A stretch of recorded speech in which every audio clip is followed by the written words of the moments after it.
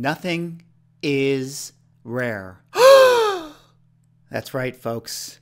Clutch your comic book pearls. We're about to go in this video here today. That is literally a joke and a statement that I used in my short box speech just the other week. I actually had a slide that said, "No comic is rare." And it's funny because I felt like doing a video here today to kind of address this topic, to talk about some of the recent posts I've been seeing of people talking about how, my God, I keep coming across these books and I'm so shocked that no comic book is rare. To which I personally just think, where have you guys been this entire time? But of course, before I get into the video, if you guys could like, comment, subscribe, I would appreciate it. Helps support the channel, doing those things.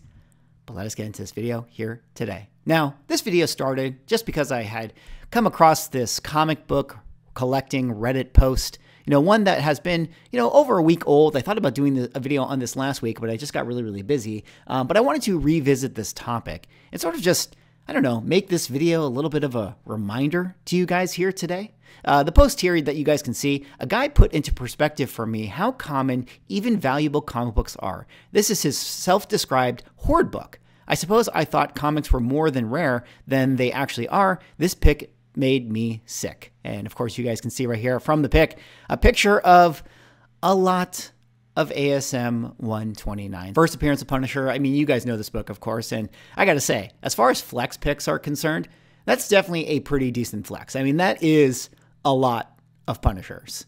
Pretty impressive overall. But again, I do think it's kind of funny that this person was so surprised by this. I mean, flex pics of this nature are fairly common, especially when we're, in it as much as we are. Like if you're somebody watching this YouTube video, I mean, we're in it. We are obsessed with this hobby. So you're more likely going to be someone who is on Instagram. You follow a bunch of accounts that have the flex pics. You're maybe on the CGC forums. You come across this stuff fairly regularly. I mean, it's not uncommon, as this person, underneath this comment, posted another person that had sent them, their hoard pics of Hulk 181, another book that really isn't all that rare. I mean, but don't we know this? Didn't we know this? Haven't we always talked about this? And again, I'll refer back to my short box speech that I did the other week. I mean, check this out, guys. I mean, look at this.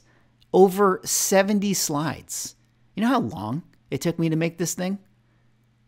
I don't know either, but it took me a long time, okay? And, maybe I should actually do a video on my speech. Maybe I could do like a recording, and kind of like present it in video form, but do the speech, because I thought it was pretty good. I think I did a good job, at least that's what people told me. But one of the lessons that I talked about, in my speech was, in fact, that no comic is rare. These were kind of like my top 5 sort of lessons that, I've kind of come across in my comic collecting YouTube journey here. But I do think that this is an important lesson to point out to a lot of collectors. No comic is rare, not even rare comics. I mean, some comics are rare. It's been a long time since I've seen Suspense 3 go up for sale, but most of them are not. Even books that, we might consider, rare, say even Golden Age books. I actually think there's a lot of Golden Age books that are more common than you would assume them to be. I don't know if you guys know about this profile right here. Anna Love is here. She has one of the most amazing comic book collections probably in the world. I think it's not unfair to say that. I actually really want to have her on the channel at some point. Anna, if you're watching this video, reach out. We got to do a video together. I got to ask you about your collection. But she is always posting flex pics all the time. I mean, look at how many Crime 22s she has in her collection. I mean, look at how many, just Golden Age keys that she's got. 6 Black Cats. How many Crime 20s is that? That's quite a bit right there. Weird Mysteries, multiple. Dynamic Comics, 11. I mean, that right there, having 4 of them is basically like 20% of the census alone. I mean, look at the Dark Mysteries, the Voodoo Annuals. I mean, she has some of the most prestigious Golden Age comic books that you can actually have in a collection. And she has multiples of them. I mean, look at this. Look at how many Punch 12s she has. She's multiple of those. And then, of course, for the thumbnail, I used her picture of Chamber 19, which, I mean, 1, 2, 3, 4, 5, 6, 7, 8, 9, 10, 11, 12, 13, 14, 15, 16, 17, 18. 18 copies of Chamber 19. I mean, that's pretty insane, And this was only her posting this a couple years ago. Maybe she has more by now, because I don't actually think she sells. I think that she actually mostly is a collector. And it kind of just brings me back to, this post right here, and, even another post that was 9 days ago, impulse buys at a flea market. I know that we all know that this is a very common book, but how common is it to see people posting how common the book is? Very, very common. Think about that. A very, very meta comment right there.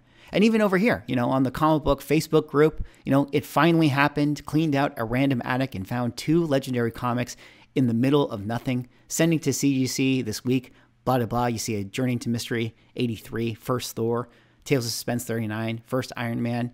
And again, I show this to sort of make the point that, yes, this is a probably once in a lifetime find for this particular person. But how many times do you see on social media people having the once in a lifetime finds? I mean, it happens fairly regularly, albeit for a bunch of different people. And it kind of reminds you that, yeah, comic books are really not that rare. Now, it's a little bit distorted. Again, like I said, we are in it. We're looking for it. We see the pictures. We kind of know that comic books are out there, and we're paying attention to this stuff. So it feels not rare.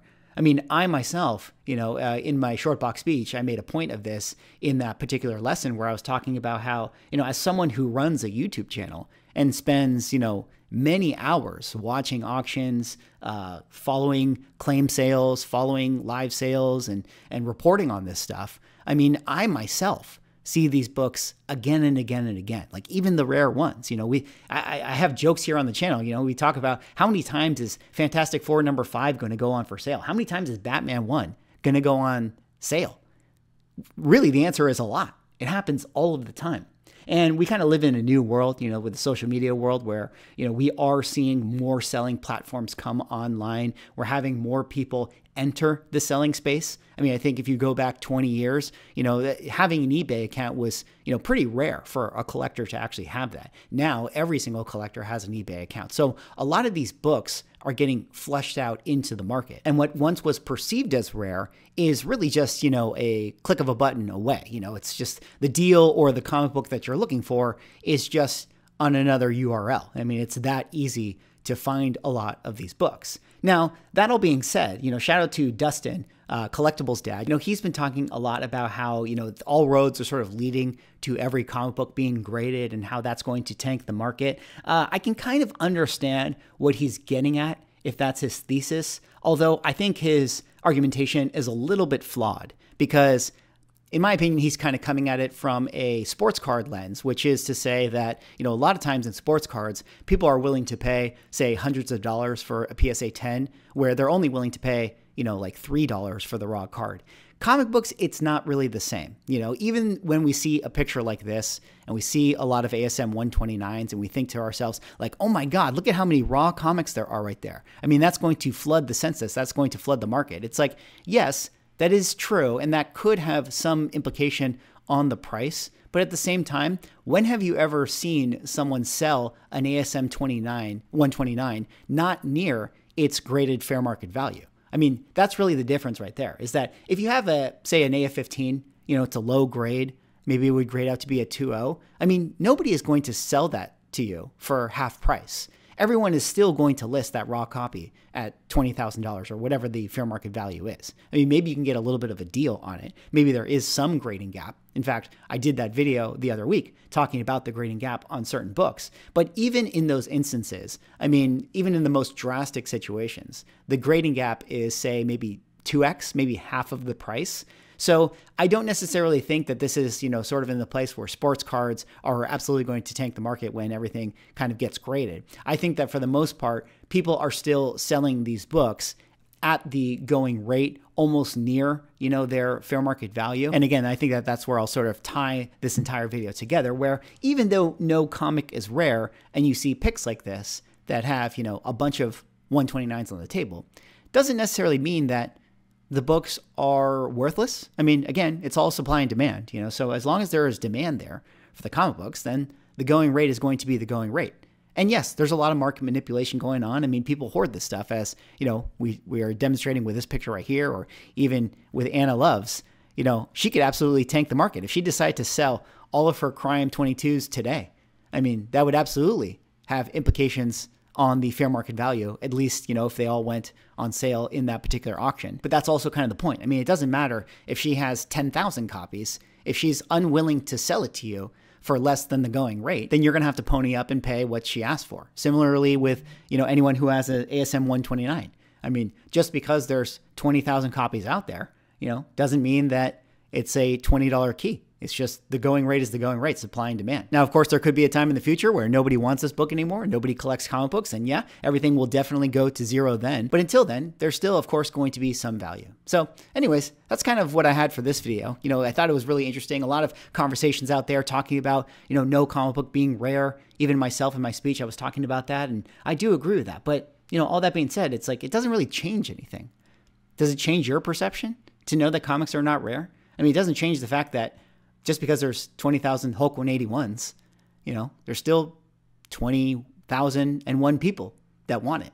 And that's why, the value is what it is. Now, I know that this kind of gets into the weeds where people think about like, yeah, is it the best comic book to quote unquote invest in? Well, that's a whole other part of my talk in my short box speech. Maybe we can sort of cross that bridge when we get there. I mean, maybe it's not the best book to invest in because there's so many copies out there, but it doesn't change the fact that people still want to have it, whether they're quote unquote investing in it or not. They just want to have the item because they like it and they think it's cool and they want it to sit on their shelf and it gives them joy. And really, how can you put a price on joy? Anyways, that's all I got for this video. A little bit of a reminder to you guys, no comic book is rare, not even the rare comics. Yeah, they're all out there. We see them every day. But was that really a shock? Did anyone not get the memo on that one? Let me know what you guys think. Anyways, that's all I got. Thanks so much for watching. Like, comment, subscribe. See you all in the next video.